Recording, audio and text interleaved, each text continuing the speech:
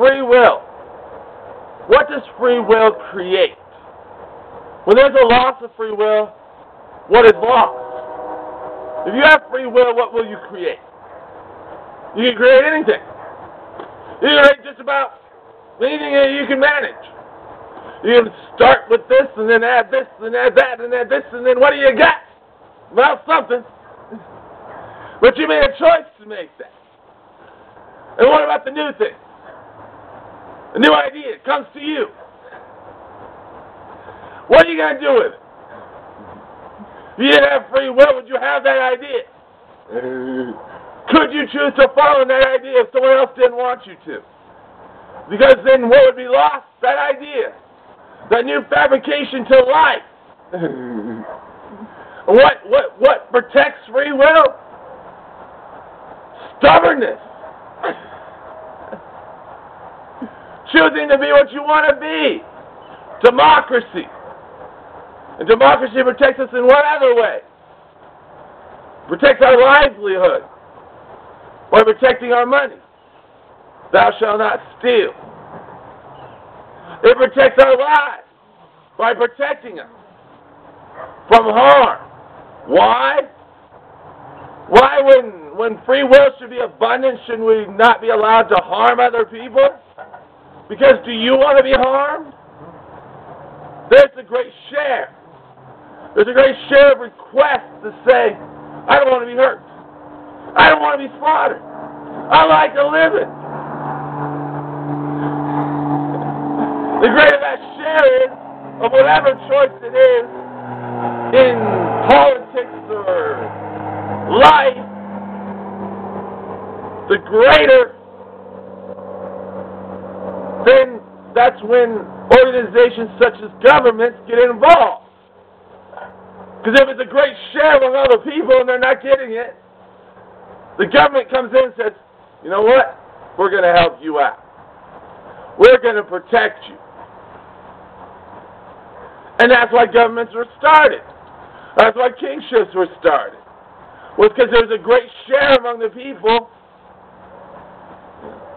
They all wanted this certain thing. They all wanted to be protected. They all wanted safety. They wanted to be cared for. They wanted food. They wanted a money system. Some way of trading without bartering. So that governments were created and founded to meet that request of the people. All governments were made to meet that request. At times it was a single individual who started it. They selected an individual and said, you know how to do this. You know how to keep us safe. You know how to help us. So the power was given to them. And that's where the monarchies began. Later on they said, well, you know what? This guy had some nasty kids. And they didn't live up to what the father did. So he established democracy, where all our leaders are chosen every 4 years by the request of the people, which is what the government is in place for. Why is government there? To meet the requests of the people, to meet the demands of the people, to keep the people safe, because that's a major request. But if it wasn't a major request, would the government do that? Would it be set up to? No. But it is. So, if you elect me president, I swear to you, I promise to you, I will inaugurate second and third place upon election. Upon inauguration day, second and third place better be there. Because they're going to be, I'm going to stand up, I'm going to take the oath, and I'm going to go, you know what, this isn't right. I made a campaign promise. You and you, second and third place, I know you're my rivals. Get up here. And we take the oath together and share the responsibility of the power. Why? Because then it's more balanced to the requests of the people. Instead of just one individual taking care of everything, having this ultimate power that can do so much damage and create so much law, we have a safety net. We have 3 of our diverse group of individuals are now appealed to the White House. Oh my God. Think about it. If there's 3 presidents, a Democrat, a Republican, and a Trident, or a Trinity, but there's 3 presidents, what is represented in the White House? Democrats? Well, more than likely, one of the rivals is going to be a Democrat, huh? Republican? Yeah. Probably got to be one of them, too. And, of course, me. Or someone else that's running on a 3-person campaign. Because when you elect 3, think of the policies that you create in that White House. Well, you know, Republicans don't like this. Democrats don't like that. Well, you know what? As a 3rd person, I say, hey, what do you like that you both can share it? Let's get the work done that we can do. Let's cross party lines and work together. Because we have no choice. We are stuck living together for 4 years. We're going to have to learn to get along and learn to make policy together. And together, what do we create? Policy that not only is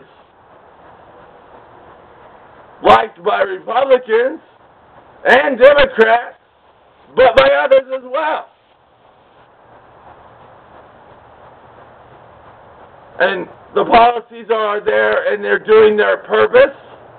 They're fulfilling their promises. Because what blockage has been removed? Cross-party lines. How many times do you think a congressman or a senator will vote no on something just because it was put up by the opposite party?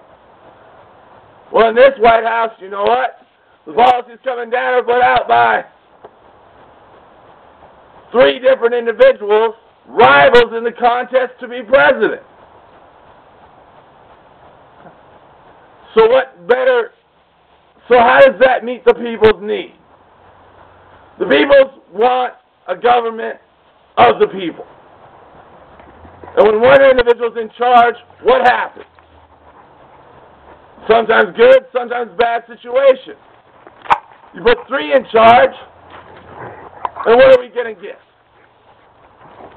More than likely, the bad situations they're going to argue about. Until they come to a common solution that what? Doesn't harm anyone involved. Because both parties have agreed, all 3 individuals have agreed, all 3 parties have agreed, and the government of the people is of the people. It's not just of a single individual elected, but of 3 individuals elected in rivalry, learning to get along and building policy that teaches us, that helps the world, and does what it's supposed to do. Because there is no cross-boundary lines between parties. Those are all worked out before the policy leaves the White House. So, if you choose me as your president, I promise you, I will build a nation of the people by inaugurating 2nd and 3rd place upon my winnings of the presidency. That is my campaign promise. This is in 2012, because I'm too young to run for president right now. So I thank you for your time. I hope to see you voting in 2008. I hope to see you voting in 2009. And I can't wait to see you at the ballot boxes in 2012, voting for me and electing a new kind of White House. One where there's 3 presidents, rivals, learning to get along and getting the work done that needs to be done. Thank you for your time.